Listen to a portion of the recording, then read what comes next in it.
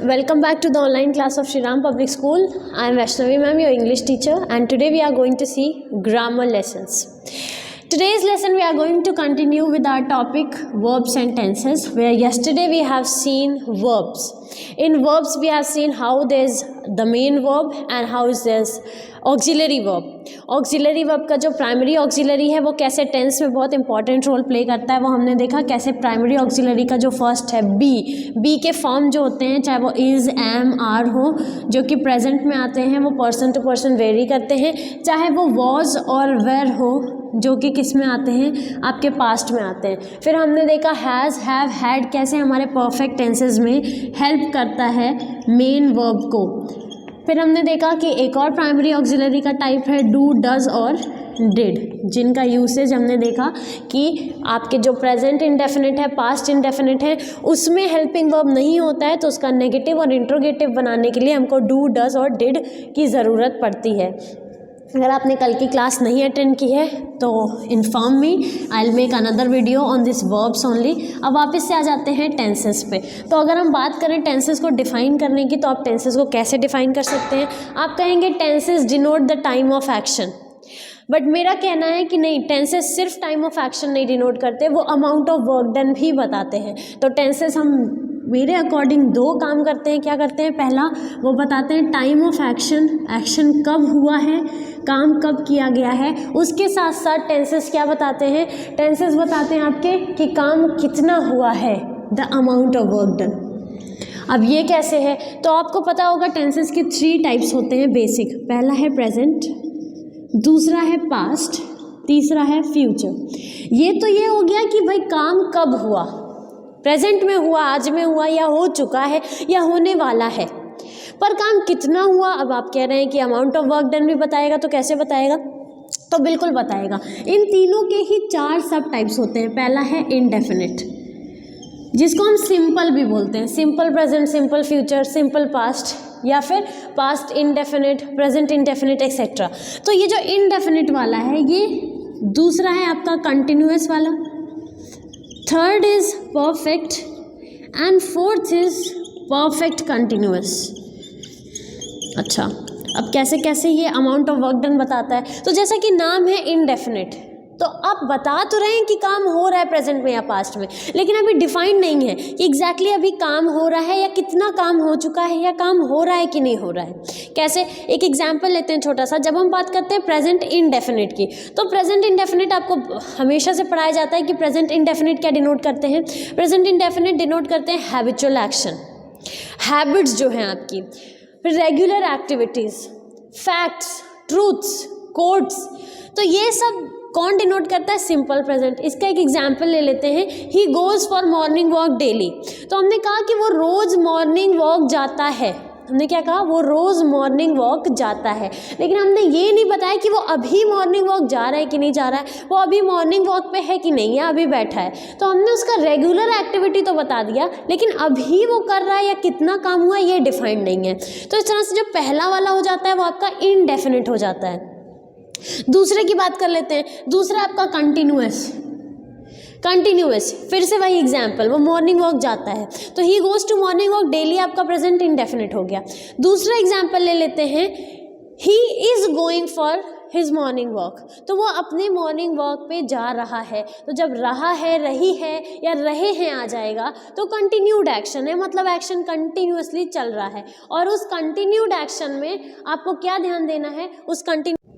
तो continued action के लिए ING form of the verb use होता है. और अगर हिंदी में जाएं तो जा रहा है, जा रही है, या जा रहे थे, या जो भी कर रहे थे, रहा है, रही है, रहे हैं यूज़ होगा.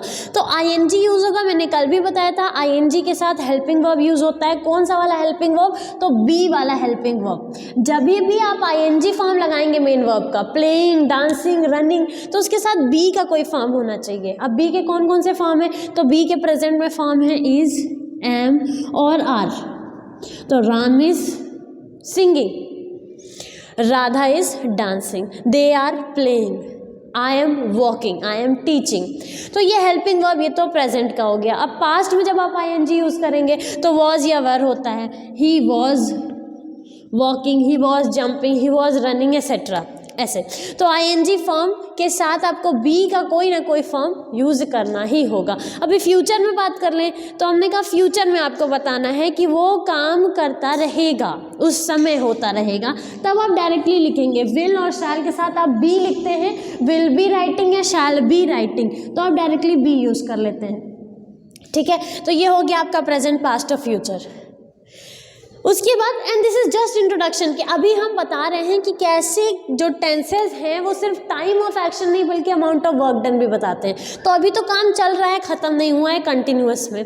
तीसरा वाला जो परफेक्ट है, परफेक्ट में आपका क्या होता है, तो परफेक्ट में आपका काम हो चुका होता है। अरे अब ये क्या है, तो यही है। जैसे आपने कहा वह खाना खा चुका है, तो चुका है, चुकी है या चुके हैं आते ही काम जो है वो अकम्प्लिश हो चुका है, डन हो चुका है, एकदम परफेक्ट हो चुका है। जैसा कि वर्ड है परफेक्ट, इसका मतलब वो परफेक्ट हो चुका है। तो जब परफेक्ट है तो उसके साथ कौन सा हेल्पिंग वर्ब आएगा, तो मैंने बताया आपको हैज़, हैव, हैड आएगा। जहाँ पे हैज़ और हैव प्रेजेंट में, हैड आपका पास्ट में और हैव ही आपका फ्यूचर में भी यूज़ होता है। इसके साथ यहाँ आप ING form of the verb use कर रहे थे, यहाँ पे आप third form of the verb use करेंगे। इनडेफिनिट में आप वर्ब का फर्स्ट फॉर्म और सेकंड फॉर्म यूज करेंगे। ठीक है, चौथा जो है आपका परफेक्ट कंटिन्यूअस। आप देख रहे हैं यहाँ पे परफेक्ट भी है, कंटिन्यूअस भी है, दोनों है। तो जब परफेक्ट है तो परफेक्ट के लिए आपको हैज़ हैव तो लाना पड़ेगा, हैज़ हैव हैड में तो कुछ लाना ही पड़ेगा, और कंटिन्यूअस के लिए आईएनजी लाना पड़ेगा, और आईएनजी है तो बी लाना पड़ेगा। तो बी का कौन सा फॉर्म आ जाएगा, बीन आ जाएगा। तो एक बार फिर से ओवरव्यू देख लेते हैं हम लोग कि जो टेंसेज हैं वो मैंने कहा डिफाइन करिए टेंसेज क्या हैं। तो टेंसेज आपको क्या डिनोट करते हैं, आपको टाइम ऑफ एक्शन डिनोट करते हैं plus amount of work done भी डिनोट करते हैं।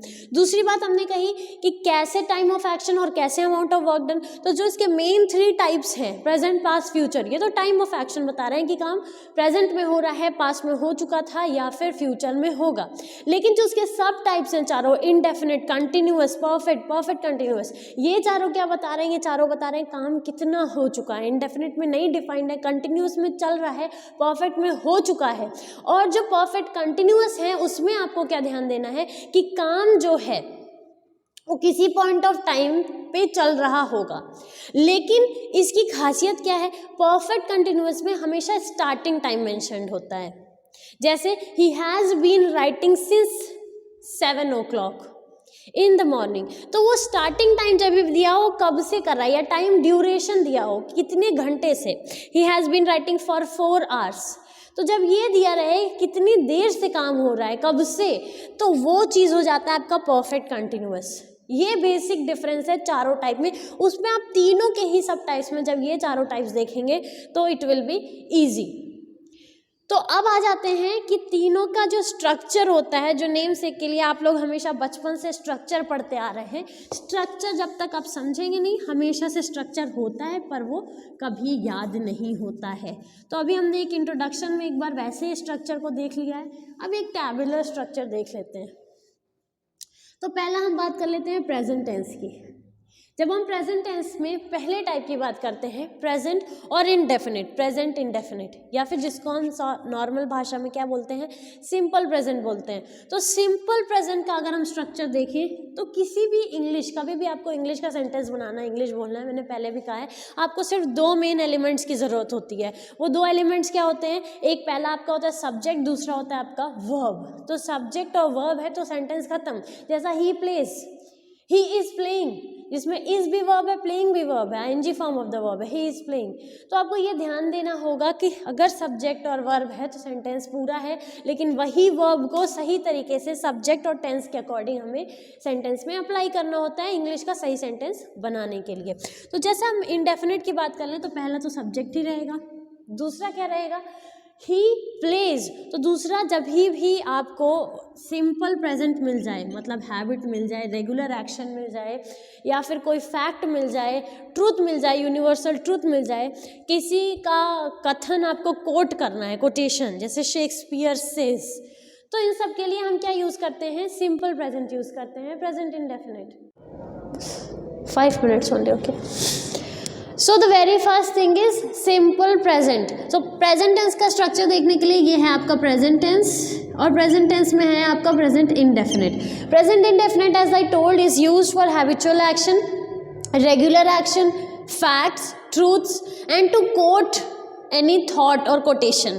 अभी इसका स्ट्रक्चर क्या होता है, तो मैंने बताया इंग्लिश के किसी भी सेंटेंस को बनाने के लिए सब्जेक्ट और वर्ब की ज़रूरत होती है। यहाँ पे सब्जेक्ट है, वर्ब का फर्स्ट फॉर्म है, उसके साथ एस और ईएस है, plus object if any. Let's have example. जैसे हमने अभी एग्जाम्पल देखा, he goes for morning walk daily, तो आपका सब्जेक्ट क्या हो गया, ही हो गया। गो जो है आपका वर्ब का मेन फॉर्म है, फर्स्ट फॉर्म है, उसके साथ गोज़ के साथ हम एस नहीं ईएस यूज़ करते हैं। अच्छा, एस और ईएस कब यूज़ करते हैं वो भी हम अभी देखेंगे। He goes for morning walk daily, what ever is your sentence. अब आप कहना है आपको एस और ईएस यूज़ करना है, तो कब यूज़ करना है, तो आप कहेंगे एस और ईएस अलग अलग वर्ब के साथ यूज़ होता है, पर हमेशा एस और ईएस भी नहीं लगता है, ये ज़रूरी नहीं है। कैसे, जब हम लिखेंगे दे, वो रोज़ मॉर्निंग वॉक जाते हैं, तब हम बोलेंगे they go for morning walk daily, they go for morning walk daily. तो ये कैसे हम डिफाइन करेंगे कि वर्ब के साथ हमको एस और एस लगाना है और कब नहीं लगाना है। तो आपको ध्यान देना है, थर्ड पर्सन सिंगुलर के साथ आता है, सिर्फ थर्ड पर्सन सिंगुलर के साथ ही आपको एस और ईएस लगाना है, बाकी कभी नहीं लगाना है। Let's have example. First person singular आपका क्या है, फर्स्ट पर्सन सिंगुलर है आपका आई, तो आई के साथ आई गोज नहीं होगा, I go for morning walk daily होगा। सेकंड पर्सन है यू, यू के साथ आप you go for morning walk daily कहेंगे, यू गोज नहीं कहेंगे। फिर आपका थर्ड पर्सन सिंगुलर है ही शी इट, तो ही शी इट के साथ आपको गोज ही बोलना है, आप गो नहीं बोल सकते। प्लूरल पे आ जाते हैं, आई का प्लूरल है वी, तो वी के साथ आप वी गोज नहीं बोलेंगे, वी गो बोलेंगे, दे गो बोलेंगे। तो ये आपको ध्यान देना है कि एस और एस सिर्फ कब यूज़ होगा, थर्ड पर्सन सिंगुलर के साथ, बाकी नहीं यूज़ होगा। ये सिर्फ अभी प्रेजेंट इंडेफिनिट का अफर्मेटिव टाइप है। And today's class we have already seen the structure, when do we use helping verb and what are this types and sub types. ये एक इंट्रोडक्शन है, ऐसे ही हम नेक्स्ट क्लास में देखेंगे पूरा एक टैबुलर स्ट्रक्चर कि कब हम एस और एस यूज़ करते हैं, कब मेन वर्ब का फर्स्ट फॉर्म, कब आईएनजी फॉर्म, कब third form, everything, whole structure with Hindi translation and English translation, everything. That's all for this video today. Thank you, have a good day.